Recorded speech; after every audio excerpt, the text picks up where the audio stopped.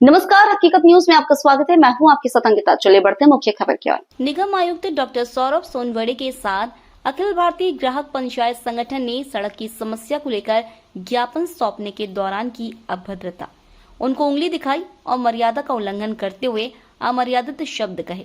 निगम आयुक्त डॉक्टर सौरभ सोनवड़े ने बताया कि उनकी गिरफ्तारी हो गई है। अभी फिलहाल घटना की वजह क्या है, यह जांच का विषय है। पुलिस पूरे मामले की जांच कर रही है। जांच के बाद ही पता चलेगा सच्चाई क्या है। आपको बता दें कि पूरा मामला सीसीटीवी में कैद है। आप सुन सकते हैं कि क्या कुछ कह रहे निगम आयुक्त डॉक्टर सौरभ सोनवड़े व घटना के दौरान मौजूद पार्षद प्रतिनिधि अमृतलाल मिश्रा। संगठन के लोग नगर निगम कार्यालय में आए थे आपको ज्ञापन सौंपने, और इसी दौरान जानकारी मिली है कि वहाँ के लोग बता रहे थे कि आपसे मिसबिहेव कर रहे थे, उंगली वगैरह दिखा रहे थे। क्या था सर पूरा विषय, और विस्तार से बताइए। कुछ लोग अभी ग्राहक संगठन के नाम पर आए थे नगर निगम में। वो ज्ञापन बेसिकली एक ही वार्ड का कोई रोड की समस्या के लेकर आए थे।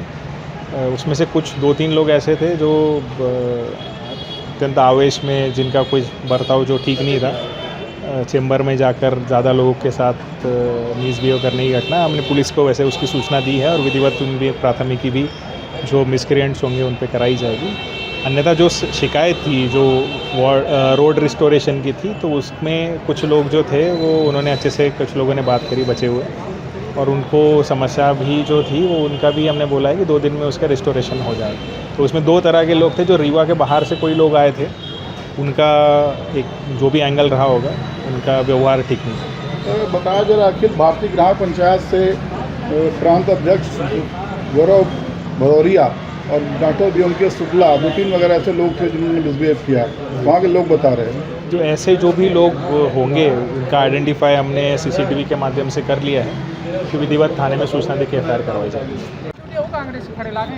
डॉक्टर व्योम के शुक्ला सचिव आज ही खड़े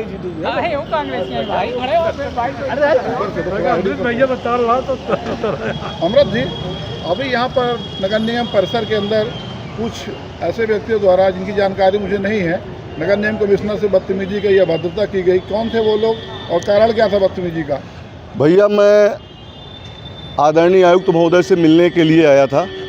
मेरे वार्ड 44 में कुछ सीवर की समस्याओं से जूझ रही पब्लिक ने मुझे बताया कि आज गड्डी मुख्य मार्ग पर सीवर की खुदाई हुई है, वहाँ पे एक मोटरसाइकिल गिर गई। उसी संदर्भ में मैं कमिश्नर साहब से मिलने आया कि सर उसके लिए कुछ ऐसा निदान किया जाए कि या कि रात्रिकालीन में सीवर की खुदाई हो या कि दिन को हो, तो थोड़ा सा व्यवस्थित कर दिया जाए। मैं आया तो काफ़ी लोग बाहर खड़े थे। उसके बाद कमिश्नर साहब भी बाहर आ गए, लेकिन जिस भाषा में एक IAS ऑफिसर से, जो निश्चित रूप से हिंदुस्तान की सबसे कठिन परीक्षा को पास करने के बाद IAS की डिग्री पाते हैं, और जनता की समस्याओं को सुनने के लिए ही वो नियुक्त हुए हैं और बैठे हैं। हाँ, हमारा कर्तव्य ये बनता है कि हमारी समस्याएं हैं तो मर्यादित भाषा में हम उनसे बात करें, लेकिन किसी संगठन का बैनर लेके और जिस अभद्रता और बदतमीजी से लोगों ने बात की, मुझे तो नहीं लगता कि वो किसी बेहतर संगठन के लोग होंगे।